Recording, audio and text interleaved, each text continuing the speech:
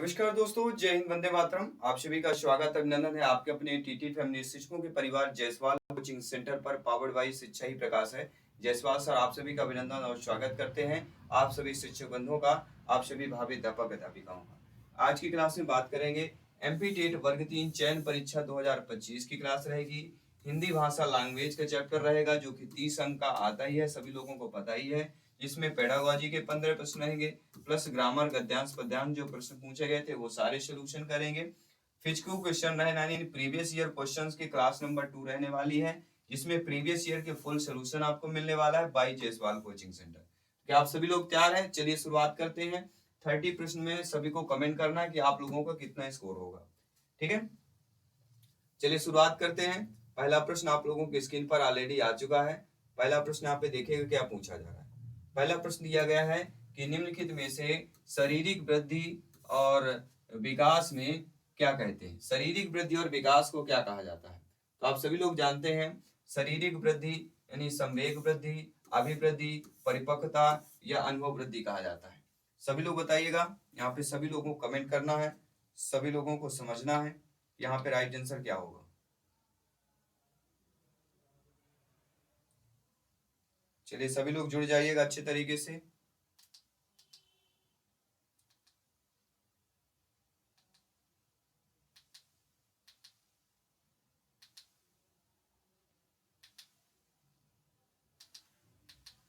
और सभी को अच्छे तरीके से जुड़ना है और सभी को अच्छे तरीके से कमेंट भी करना है।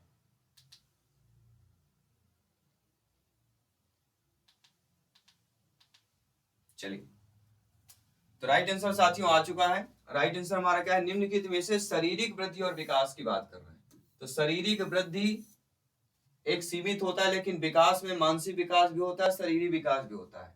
तो शारीरिक विकास में आपका संवेग वृद्धि बस नहीं आएगा, अभिवृद्धि बस नहीं आएगा, ना कि अनुवृद्धि आएगा। यहाँ पे क्या आएगा? परिपक्वता। परिपक्वता में आपका संवेग की भी वृद्धि होगी, अभिवृद्धि भी हो जाएगी। ठीक है, दोनों चीजें होंगी, शारीरिक मानसिक सब कुछ विकास होगा। तो यहाँ पे शरीर वृद्धि और विकास को क्या कह सकते हैं आप? यहाँ पे राइट आंसर परिपक्वता कह सकते हैं। थर्ड वाला ऑप्शन आप लोगों का सही हो जाएगा। इसके बाद बढ़ते हैं आपके अगले प्रश्न की तरफ। अगला प्रश्न यहाँ पे दिया गया है कि निम्नलिखित में से अवधारणाओं का विकास मुख्य रूप से किसका हिस्सा होता है? बौद्धिक विकास का, पूर्वगामी विकास का, या अर्धगामी विकास का, या केवल अनुपातिक विकास का होता है? सभी लोग बताइएगा ध्यान पूर्वक। देखिए, इनमें से जिन अवधारणाओं में विकास मुख्य रूप से हिस्सा कहलाया जाता है, देखिए यहाँ पे आपका केवल जो शब्द है पेडागोजी में निगेटिव होता है, अर्धगामी हो नहीं सकता, पूर्वगामी विकास भी नहीं हो सकता, तो होगा क्या? आपका बौद्धिक विकास। अर्थात अवधारणाओं का विकास मुख्य रूप से किसका हिस्सा होता है? आपके बौद्धिक विकास का हिस्सा हो जाता है। तो आइए सभी लोग समझ गए अच्छे तरीके से। चलिए, बहुत बहुत धन्यवाद सभी का। सभी ब्रदर सिस्टर टीचर्स जिनका सपना अध्यापक अध्यापिका बनना, सभी कमेंट कीजिएगा। जायसवाल सर आप सभी का अभिनंदन और स्वागत करते हैं। इसके साथ बढ़ते हैं अगले प्रश्न की तरफ। निम्नलिखित में से शिक्षण अधिगम प्रक्रिया में व्यक्तिगत रूप से ध्यान देना महत्वपूर्ण होता है? क्यों महत्वपूर्ण होता है व्यक्तिगत रूप से ध्यान देना? क्योंकि आप सभी लोग शिक्षक बंधु हैं, आपके लिए जानना बहुत जरूरी है कि शिक्षण अधिगम की प्रक्रिया में व्यक्तिगत रूप से ध्यान देना क्यों महत्वपूर्ण होता है। क्योंकि बच्चों के विकास की दर भिन्न होती है, बच्चे के भिन्न तरीके से सीख सकते हैं, बच्चों की विकास दर भिन्न होती है और भिन्न तरीकों से सीख सकते हैं। शिक्षक प्रशिक्षण कार्यक्रम में ऐसा बताया जाता है। या निम्नलिखित में से आपके अगला प्रश्न हो जाएगा, इसका राइट आंसर क्या होगा? देखिए, शिक्षण अधिगम प्रक्रिया में व्यक्तिगत रूप से ध्यान देना महत्वपूर्ण इसलिए होता है क्योंकि बच्चे की विकास की दर क्या होती है? भिन्न होती है और वे भिन्न तरीकों से सीख सकते हैं। सभी में व्यक्तिगत विभिन्नताएं होती हैं, सीखने की विभिन्नताएं भी अलग अलग होती हैं। तो भिन्न तरीके से सीख सकते हैं और भिन्न तरीके से आप लोग विकास की दर भी अलग अलग होती है। किसी को अगर एक बार बताएंगे कि बच्चे को एक ही बार में समझ में आ जाता है, किसी बच्चे को 2 या 3 बार भी बताना पड़ता, समझाना पड़ता है। किसी बच्चे को एक बार 10 बार भी बता देते नहीं समझ में आता, तो दूसरे दिन भी आपको बताना पड़ता है। ठीक है, तो निम्नलिखित में से उपसर्ग के शब्दांश क्या हो गए? अब आपको उपसर्ग के शब्दांश बताना है। उपसर्ग यह शब्द के बाद जुड़ता है, तो शब्द के बाद हमारा क्या जुड़ता है? सभी लोग जानते हैं, शब्द के बाद हमारा प्रत्यय जुड़ता है। क्या जुड़ता है? शब्द के बाद प्रत्यय जुड़ता है। वह शब्द के बीच में जुड़ता है। शब्द के बीच में कौन सा होता है? धातु होती है। यह किसी भी प्रकार के शब्द से नहीं जुड़ता, ऐसा नहीं हो सकता। उपसर्ग जुड़ता है, यह शब्द के पहले जुड़ता है, बिल्कुल सही बात है। उपसर्ग कहाँ जुड़ता है? शब्द के पहले, अर्थात जो डी ऑप्शन दिया गया है, डी ऑप्शन आप लोगों को यहाँ पे राइट आंसर हो जाएगा। ठीक है, सभी लोग समझ गए? आइए बढ़ते हैं अगले प्रश्न की तरफ। अगला प्रश्न है, व्याकरण की वजह से पद का अर्थ निम्न में से क्या होता है? केवल शब्दकोश में लिखे पद, केवल तुलसीदास जी द्वारा लिखे गए पद, किसी भी वाक्य में लिखे गए पद, या चरण हो जाएगा। सभी लोग बताइएगा। तो व्याकरण की वजह से पद का अर्थ हमारा क्या हो जाता है? व्याकरण की वजह से पद पद का अर्थ होता है कि किसी भी वाक्य में लिखे गए पद। थर्ड वाला ऑप्शन ये हो जाएगा सही। कहीं कहीं आपको चरण भी देखने को मिलेगा, कहीं कहीं चरण भी आंसर आपको देखने को मिलेगा। अगला प्रश्न, निम्नलिखित में से समवाय प्रणाली में किस प्रकार का शिक्षण होता है? आप सभी लोग भावी अध्यापक अध्यापिकाएं हैं, आप सभी लोग शिक्षक बंधु हैं, आपके लिए जानना बहुत जरूरी है। और आप सभी लोग जानते हैं, ज्ञानी सर्वख्याता लोग हैं, जयसवाल सर आप सभी का अभिनंदन करते हैं। जब भी समवाय प्रणाली की बात होगी, समवाय प्रणाली में शिक्षण कैसा होता है ये पूछा जाएगा। क्या वह गद्य व पद शिक्षण के साथ व्याकरण होगा, या गद्य के साथ होगा केवल, या पद्य के साथ होगा, या व्याकरण के साथ होगा? तो सभी लोग जानते हैं, जब भी समवाय, समवाय मतलब साथ में, समान में, अर्थात गद्य व पद शिक्षण के साथ व्याकरण शिक्षण कराना समवाय प्रणाली में शिक्षण होता है। अर्थात जो फर्स्ट ऑप्शन दिया गया है वह आप लोगों का यहाँ पे सही हो जाएगा। ठीक है, सभी लोग समझ में आ गया सभी लोगों को? आइए बढ़ते हैं अगले प्रश्न की तरफ। अगला प्रश्न बहुत ही प्यारा सा प्रश्न है, ये एक नंबर आपको पक्का करने वाला प्रश्न है, रिपीटेड प्रश्न हो सकता है। यदि हम चाहते हैं कि विद्यार्थियों का भाषा पर पूरा पूरा अधिकार हो, तो उन्हें ऐसे लेखकों की रचनाएं पढ़ने को दी जाए जिनका भाषा पर अच्छा अधिकार है। यह कथन किस शिक्षण विधि के संदर्भ में कहा गया है? जब आपकी नियुक्ति होगी, आप लोग इस शिक्षण विधियों के माध्यम से ही बच्चों को पढ़ाएंगे। तो ये बताइए, विद्यार्थियों की भाषा पर पूरा पूरा अधिकार है। भाषा संसर्ग विधि, विसर्ग संसद विधि, दूरस्थ विकट विधि हो जाएगा, या रोमनकरण विधि हो जाएगा? कौन सा विधि होगा आपके अकॉर्डिंग? सभी लोग बताइएगा। देखिए, विद्यार्थियों के भाषा का पूरा पूरा अधिकार हो, पूरा अधिकार के साथ साथ कह रहा है जिनका भाषा पर अच्छा अधिकार हो व पूरा अधिकार हो, तो कहीं ना कहीं वो भाषा संसर्ग विधि हो जाएगी। क्या हो जाएगा? भाषा संसर्ग विधि। First option is the right answer.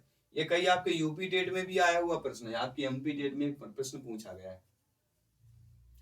अगला है, स्वगति, स्वमूल्यांकन, प्रतिपुष्टि आदि से संबंधित विधि निम्न में से कौन सी होगी? हेनरी विधि, अप्रत्यक्ष विधि, अभिक्रमित अन्वेषण की विधि, या प्रत्यक्ष विधि हो जाएगी? क्या कह रहा है? स्वगति, स्वमूल्यांकन और प्रतिपुष्टि, इन तीनों चीजों का समन्वय किस विधि में होता है? सभी लोग बताइए, इन तीनों चीजों का समन्वय आपके किस विधि में होता है? ध्यान पूर्वक कमेंट करना है। यहाँ पे समय ले लीजिए, वीडियो पॉज कर कमेंट कर लीजिए, क्योंकि यहाँ का जो नॉलेज है आपके माइंड की मेमोरी में सेव होना चाहिए, और यही माइंड की मेमोरी में नॉलेज रहेगा वो आपके एग्जाम हॉल में काम आएगा। क्योंकि एग्जाम हॉल में बिल्कुल मेमोरी जीरो हो जाती है, ठीक है ना? क्योंकि वहां पे एक एग्जाम का प्रेशर होता है, सिलेक्शन का प्रेशर होता है, और एक सरकारी सीट की बात होती है, अध्यापक अध्यापिका बनने की बात होती है। यहीं से आपको अभ्यास करना है, ठीक है? चलिए राइट आंसर जान लेते हैं, क्या होगा? स्वगति, स्वमूल्यांकन, प्रतिपुष्टि आज से संबंधित जो हमारी हो गए वह अभिक्रमित अन्वेषण कहलाएगा। क्या हो जाएगा? अभिक्रमित। थर्ड वाला ऑप्शन जो दिया गया है वह आप लोगों का सही हो जाएगा। चलिए बढ़ते हैं आपके अगले प्रश्न की तरफ। अगला प्रश्न बहुत ही अच्छा प्रश्न है, बहुत अच्छा पूछा गया था प्रश्न। आपकी यह नॉलेज को चेक करेगा, बताएगा कि विभिन्न विषयों में निहित ज्ञान की एकता को स्पष्ट करने के लिए सह संबंध आवश्यक है। वह शिक्षण इनमें से किस विधि से होगा? समवाय शिक्षण विधि, अनुच्छेदन विधि, विसर्गीकरण विधि, या अभियोजक विधि? कौन सी हो जाएगी? सभी लोग बताइएगा। तो विभिन्न विषयों में निहित ज्ञान की एकता, यहाँ पे आंसर हमारा क्लियर हो गया। ज्ञान की एकता को स्पष्ट करने के लिए सह संबंध, क्या कह रहा है? ज्ञान की एकता, एकता का संबंध सह संबंध से ही होता है। तो एकता क्या है? सह संबंध आवश्यक होता है। जब आवश्यक हो जाएगा तो कौन सी हो जाएगी? सभी लोग बताइएगा। जब चीजें आवश्यक हो रही तो कहीं ना कहीं आपका समवाय शिक्षण विधि हो जाएगी, अर्थात फर्स्ट ऑप्शन इधर राइट आंसर हो जाएगा। तो समझ के चलिएगा, जितना ज्यादा समझेंगे उतना ज्यादा नॉलेज होगा, जितना ज्यादा नॉलेज होगा उतनी ही तरक्की बिल्कुल पक्की है। तरक्की यानी अर्थात एक सरकारी सीट, एक अध्यापक अध्यापिका बनने का सपना साकार होगा। अगला प्रश्न, खालिस्तान विधि में व्याकरणिक नियमों को कंठस्थ कराने की अपेक्षा कक्षा कक्ष में भाषाई वातावरण बनाने पर अधिक बल दिया जाता है। इस विधि में दिया जाता है, प्रत्यक्ष विधि में, अप्रत्यक्ष विधि में, सैनिक विधि में या दूरस्थ विधि में दिया जाता है। किस विधि में दिया जाता है, सभी लोग ध्यानपूर्वक कमेंट करना, सभी को फीडबैक करना है। देखिए, जिस विधि में व्याकरण के नियमों को कंठस्थ कराने की अपेक्षा क्या करते हैं, भाषाई वातावरण बनाने पर अधिक दे रहे हैं, तो हमारी क्या होती है, सीधा डायरेक्ट प्रत्यक्ष विधि होती है। पहला ऑप्शन जो दिया गया है वह आप लोगों का यहाँ पे सही हो जाएगा। इसके साथ बढ़ते अगले प्रश्न की तरफ। खालिस्तान वाक्य रचना व शब्दों की उचित प्रयोगों का अभ्यास किया जाता है शब्द परिवर्तन के द्वारा, वाचन विधि के द्वारा, संयुग्मन के द्वारा या फ्लैश कार्ड के द्वारा। आपने इन चारों ऑप्शंस को पढ़ा होगा और ये चारों ऑप्शंस को लेकर एग्जाम में प्रश्न पूछा जा सकता है। देखिए, जिस वाक्य रचना शब्दों के उचित प्रयोग का अभ्यास किया जाता है। देखिए, वाक्य रचना के साथ यहाँ पे किसका प्रयोग, अभ्यास का जिक्र दे दिया गया। अब अभ्यास हमें बताता है इसका राइट आंसर क्या होगा। अभ्यास मतलब फ्लैश कार्ड। फ्लैश कार्ड वाक्य रचना शब्दों के उचित प्रयोग का अभ्यास कराती है, वो हो जाएगा हमारा फ्लैश कार्ड। ठीक है, सभी लोग समझ गए। आइए बढ़ते हैं अगले प्रश्न की तरफ। अगला प्रश्न कह रहा है कि निम्न में से कौन सी विधि कक्षा शिक्षण में उच्चारण में एक रूपता लाने में सहायक होगी।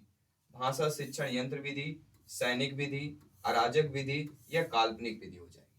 सभी लोग बताइएगा, इनमें से जिस शिक्षण विधि में उच्चारण में एक रूपता लाने में सहायक होगी, कौन सी हो सकती है। देखिए, जब भी शिक्षण में, कक्षा शिक्षण में उच्चारण में एक रूपता की बात की जाएगी, एक ही ऑप्शन आएगा और वह आपका ऑप्शन कौन सा आ सकता है, वह आएगा भाषा शिक्षण यंत्र विधि आएगी, क्योंकि शिक्षण का संबंध शिक्षण से ही होता है। ये चीजें समझना बहुत जरूरी है। ऑप्शन को देखकर भी हम आंसर लगा सकते हैं। अगला प्रश्न, इनमें से कौन सी विधि द्वारा कार्ड पर लिखे शब्दों का चित्रों के साथ मिलान करने का कार्य किया जाता है। अनुलेखन विधि, सैनिक विधि, सहचर विधि या व्यक्तित्व विधि। सभी लोग बताइए कौन सा यहाँ पे राइट आंसर हो जाएगा। देखिए, जिस विधि द्वारा कार्ड पर लिखे शब्दों का, जो कार्ड पर लिखे शब्द होते हैं उनको चित्रों के साथ मिलान करने का कार्य होता है, उसी को हम क्या कहते हैं, उसी को सहचर विधि बोलते हैं। सहचर विधि किसको बोलते हैं, जिसमें कार्ड द्वारा लिखे गए शब्दों का चित्रों के साथ मिलान करते हैं, उसको हम सहचर विधि बोलते हैं। ठीक है, सभी लोग समझ गए। बढ़ते हैं अगले प्रश्न की तरफ। अगला प्रश्न, निम्न में से खाली स्थान द्वारा विद्यार्थी की उपलब्धियों व कमियों का निरंतर रिकॉर्ड रखा जाता है। सतत मूल्यांकन द्वारा, प्रशिक्षण विधि द्वारा, अनुगमन द्वारा या हार्वर्ड द्वारा रखा जाता है। सभी लोग बताइएगा किसके द्वारा किया जाएगा। सभी लोगों को कमेंट करना है, सभी लोगों को फीडबैक करना है। निरंतर निम्न में से खाली स्थान द्वारा विद्यार्थियों को उपलब्धियों और कमियों का निरंतर रिकॉर्ड रखा जाता है, किसके द्वारा। चलिए, राइट आंसर आ चुका है साथियों, घबराने की जरूरत नहीं है। बिल्कुल बेहतरीन कमेंट कीजिए, सोचिए समझिए, अभी मौका दीजिए अपने आप को, अपने आप के दिमाग को मौका दीजिए। इनमें से सतत मूल्यांकन द्वारा विद्यार्थी की उपलब्धियों व कमियों का निरंतर कार्य द्वारा रखा जाता है। तो पहला ऑप्शन जो दिया गया वह आप लोगों का यहाँ पे सही हो जाएगा। अगला प्रश्न, निम्न में से गद्य शिक्षण में शब्दार्थ का स्पष्ट करने की विधि कौन सी होती है। उद्बोधन, योजन, अनुरूपण या भाजक विधि। देखिए, गद्य शिक्षण की बात करें तो गद्य शिक्षण में शब्दार्थ को स्पष्ट करना है, तो कौन सा हो जाएगा। गद्य शिक्षण में अगर शब्दार्थ को स्पष्ट करना तो कहीं ना कहीं स्पष्ट करने के लिए उद्बोधन की जरूरत पड़ेगी, वह आपकी उद्बोधन विधि हो जाएगी। फर्स्ट ऑप्शन इधर राइट आंसर हो जाएगा। ठीक है, चलिए अब आपको निर्देश दिया गया है, इसमें पढ़ना पैसेज, इस पैसेज से आप प्रश्न करेंगे। ठीक है, तैयार हैं सभी लोग। चलिए, पैसेज हमारा क्या दिया गया है, ध्यानपूर्वक समझिएगा और कमेंट कीजिएगा। पैसेज हमारा ये दिया गया है कि हम जानते हैं कि माल्थस का जनसंख्या सिद्धांत अतिरंजनापूर्ण गणितीय आंकड़ों का एक भ्रामक खेल है, जिसमें निहित निराशापूर्ण आक्रामकता शासक वर्ग के साधारण और गरीबों की जनसंख्या से सख्ती से निपटने की फरमाइश करती है। ये पूरा आपको गद्यांश पढ़ लेना है। जब आप एक गद्यांश पढ़ लेंगे, इस गद्यांश से फिर प्रश्न पूछे जाएंगे। इस गद्यांश से प्रश्न कैसा पूछा जाएगा? प्रश्न पूछा गया कि निम्नलिखित में से किस शब्द का प्रयोग उपयुक्त गद्यांश में नहीं किया गया है? फौज, खौफजदा, हरण, शारीरिक संपदा। तो जब आप पूरे गद्यांश को पढ़ेंगे तभी अच्छे तरीके से समझ पाएंगे। यहाँ आप देखेंगे शारीरिक शब्द नहीं आएगा, बाकी खौफजदा, हरण, संपदा ये सारे शब्द आएंगे, लेकिन शारीरिक शब्द का इसमें जो है इस्तेमाल या प्रयोग नहीं किया गया है इस आपके गद्यांश में। अगला प्रश्न कह रहा है कि उपयुक्त गद्यांश के अनुसार evaluation of the Indian economy के अनुसार जनसंख्या का संक्रमण कितना है? 2 चरणों में, 8 चरणों में, 3 चरणों में या 6 चरणों में? तो जब हम इस गद्यांश की ओर चलेंगे, इस गद्यांश की ओर आप लोग देखेंगे, यहाँ पे दिया गया, हमने अंडरलाइन कर लिया, हाईलाइट कर दिया है कि जनसंख्या का संक्रमण 3 चरणों में होता है। कौन कौन से? जब किसी देश की अर्थव्यवस्था मुख्यतः कृषि आधारित हो, जब आर्थिक विकास के साथ प्रति व्यक्ति आय में वृद्धि हो और पहले की अपेक्षा मृत्यु दर में कमी आ जाए, जब अर्थव्यवस्था का औद्योगिक विकास हो, प्रति व्यक्ति आय, शिक्षा तथा चेतना की स्तर में वृद्धि। हमने इसीलिए हाईलाइट कर दिया था कि जनसंख्या का संक्रमण कितना होता है? 3 चरणों में होता है। यह आपके गद्यांश में लिखा होता है, तो हमें ढूंढना पड़ता है 3 चरणों वाला। थर्ड वाला ऑप्शन यहाँ पे हम लोग क्या कर लेंगे? सही कर लेंगे। ठीक है, आई होप सभी लोग समझ गए होंगे। ठीक है, अब अगला प्रश्न कह रहा है कि उपयुक्त गद्यांश के अनुसार कौन सा कथन जो है पूर्णतः सत्य होगा? जब आप पूरा कथन पढ़ेंगे तो आप पूरी तरह समझ जाएंगे।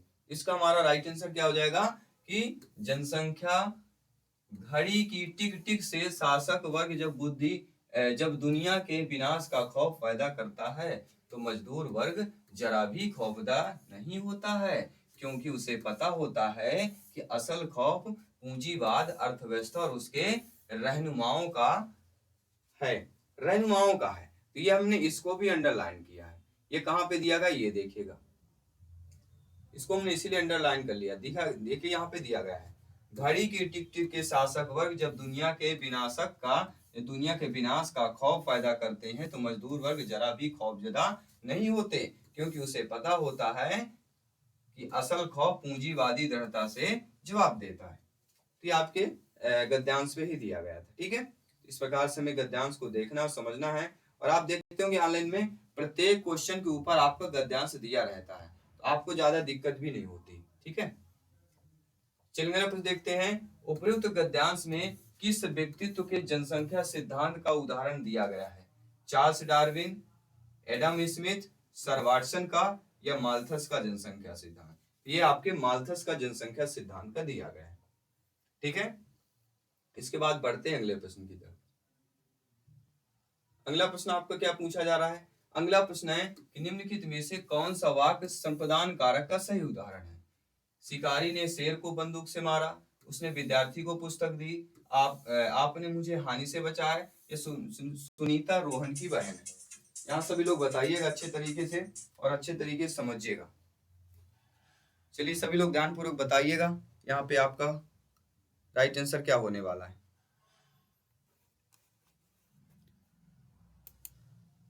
सभी लोगों को ध्यानपूर्वक कमेंट करना और फीडबैक करना है अच्छे तरीके से।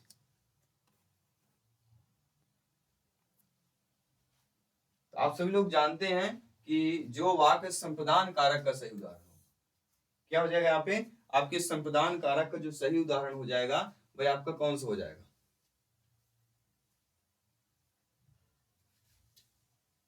उसने विद्यार्थी को पुस्तक दी। संप्रदान कारक का मतलब होता है देना। अगर कहीं चीज देना शब्द आता है, किसी को दिया जाता है, तो वहां पे क्या हो जाता है? संप्रदान कारक। क्योंकि यहाँ पे किसी का ने कि से मारा, से बचाया, की बहन। ठीक है, तो देना जहां शब्द है, उसने विद्यार्थी को पुस्तक दी, को आ रहा है, तो वहां पे हमारा संप्रदान कारक हो जाता है। ठीक है, चलिए बात करते हैं अगले प्रश्न की। अगला प्रश्न है निम्नलिखित में से शुद्ध शब्द का चयन करना है। कृषि, क्योंकि, तिथि, कोशिश। देखिए क्योंकि में आप सभी लोग जानते हैं, क्योंकि में कैसा होगा? छोटी की होगी। तिथि में भी आपका छोटी थी हो जाएगी। कोशिश में आपका कैसा होगा? कोशिश करनी चाहिए। क्या हमने सही लिखा है? कोशिश ऐसा ही होगा, सभी लोग बताइए। बिल्कुल नहीं होगा। क्यों नहीं होगा? क्योंकि सेंटी वाला बिल्कुल नहीं आएगा यहाँ पे। ठीक है, कौन सा आएगा सभी लोग बताइए। कोशिश में सास सास सरौता वाला सा आता है कि नहीं आता है? बोलेंगे सर से भी नहीं बनता है। ठीक है, तो ये बताना होता है, ये गलत करके सही करना, ये सबसे बेस्ट एजुकेशन होता है। गलत करके फिर सही करना, समझाना, कोशिश ऐसे होगा। ठीक है, चलिए बढ़ते हैं अगले प्रश्न की तरफ। अगला प्रश्न हमारा कह रहा है, प्रश्न कह रहा है कि लोकोक्ति दिया गई है, हाथी चले बाजार कुत्ता भूखे हजार। हाथी चले बाजार कुत्ता भूखे हजार, इसका क्या अर्थ होगा? ओछे का इतराना, जबरदस्ती आगे बढ़ना, अधिक मजाक बुरा, या उचित कार्य करने में दूसरों की निंदा की परवाह नहीं करना। अगर आप कोई उचित कार्य कर रहे हैं, अपने सपनों को साकार करने में मेहनत कर रहे हैं, दूसरे कितना भी निंदा करें आपको परवाह नहीं करना चाहिए। यानी हाथी चले बाजार कुत्ता भूखे हजार, हाथी अपने चाल में ही चलेगा, कुत्ते भूखते ही रहेंगे। इसी तरह आपको भी तैयारी जारी रखना है अपनी एक सरकारी सीट के लिए, आपको अपने सपने को साकार करने के लिए। बढ़ते हैं आपके अगले प्रश्न की तरफ। अगला प्रश्न बहुत ही अच्छा दिया गया है कि निम्नलिखित में से जातिवाचक संज्ञा शब्द का चयन करना है। किसान, राम, सुंदरता, दूध। अब यहाँ पे संज्ञा के बारे में दे दिया गया। अब सभी लोग संज्ञा के बारे में बताइए कौन सा होगा। जातिवाचक संज्ञा का चयन करना है, और जातिवाचक संज्ञा में आप सभी लोग जानते हैं क्या होता है। कौन सा राइट आंसर होगा सभी लोग बताइएगा। हमारा राइट आंसर होगा किसान। क्या हम सही कह रहे हैं? सभी लोग बताइए। जातिवाचक में हमारा किसान सही होगा।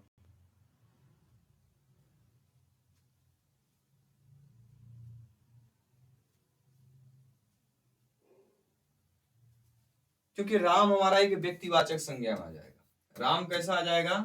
आपके व्यक्तिवाचक अगर संज्ञा दिया रहता तो फिर राम आ जाता, और यहाँ पे हमारा क्या दिया गया है? जातिवाचक। तो जातिवाचक में किसान, राम हमारा व्यक्तिवाचक में आ जाएगा। सुंदरता एक जो दी गई है अमूर्त संज्ञा कहलाएगी। ये कैसी संज्ञा है आपकी? सुंदरता एक आपकी अमूर्त संज्ञा कहला जाएगी। कैसी संज्ञा? अमूर्त।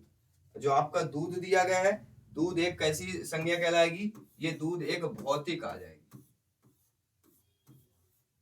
दूध एक कैसी संज्ञा कहला जाएगी? आपकी दूध एक भौतिक संज्ञा कहला जाएगी। ठीक है, तो आप सभी लोगों ने समझ लीजिए, यहाँ पे जातिवाचक में किसान, राम एक व्यक्तिवाचक है, सुंदरता एक अमूर्त संज्ञा है, दूध एक आपकी भौतिक संज्ञा हो जाएगी। तो सारी चीजें आपकी समझ में आ गई। आइए बढ़ते हैं आपके अगले प्रश्न की तरफ। अब एक कविता दी गई है। कविता कह रहा है, लक्ष्मी थी या दुर्गा थी, वह स्वयं की वीरता की अवतार। देख मराठे पुलकित होते उसके तलवारों के वार। नकली युद्ध व्यू की रचना और खेलना खूब शिकार। सैन्य धेरना दुर्ग तोड़ना, ये थे उसके प्रिय खेलवार। महाराष्ट्र कुल देवी उसकी भी आराध्य भवानी थी। बुंदेलो हर बोलो के मुख हमने सुनी कहानी थी। खूब लड़ी मर्दानी वह तो झांसी वाली रानी थी। ये आपका काव्यांश दिया गया है। अब इस काव्यांश से हम उचित प्रश्न देकर आपका उत्तर करने वाले हैं। अब देखिएगा यहाँ पे उपयुक्त के रचयिता का नाम दे दिया गया है। रचयिता सभी लोग जानते हैं, इसके रचयिता कौन है? सुभद्रा कुमारी चौहान जी है। पहला ऑप्शन ही सही हो जाएगा। इसके बाद अगला प्रश्न कह रहा है कि उपयुक्त पद्यांश में उचित शीर्षक बताना है। तो कहीं ना कहीं वीरता की भावना है, तो वीरता का अवतार यहाँ पे हम कह सकते हैं। ठीक है, कई लोग यहाँ पे झांसी की रानी कह देंगे, यहाँ पे नहीं, शीर्षक झांसी की रानी नहीं आएगा, वीरता का अवतार आएगा। झांसी की रानी आएगा, सभी लोग बताइएगा क्या जाएगा। हम गलती भी करते हैं बीच में, फिर आपको समझाते हैं।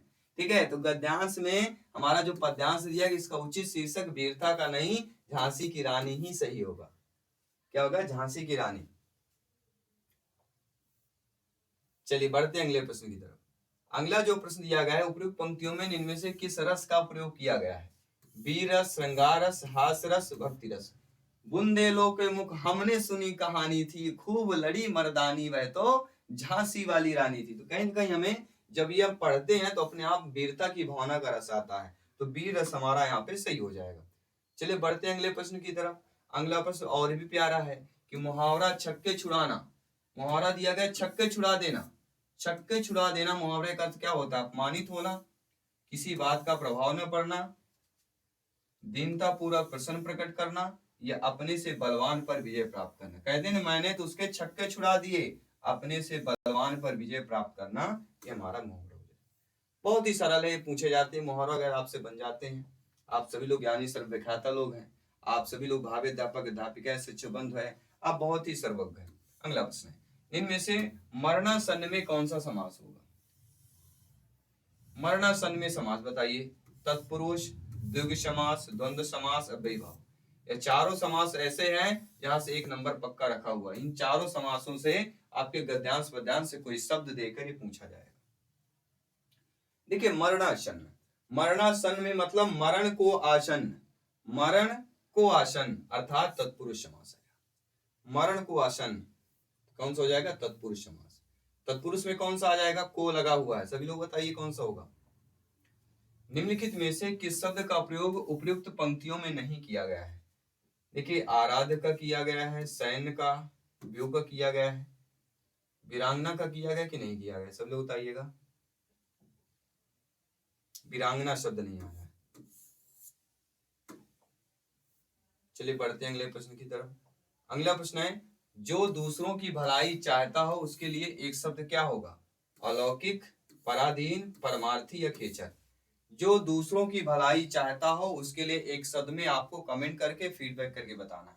और ये क्लास आपको कैसी लगी ये भी आपको अच्छे तरीके से बताना और फीडबैक करना है। आई होप सभी लोगों ने अच्छे तरीके से समझा होगा।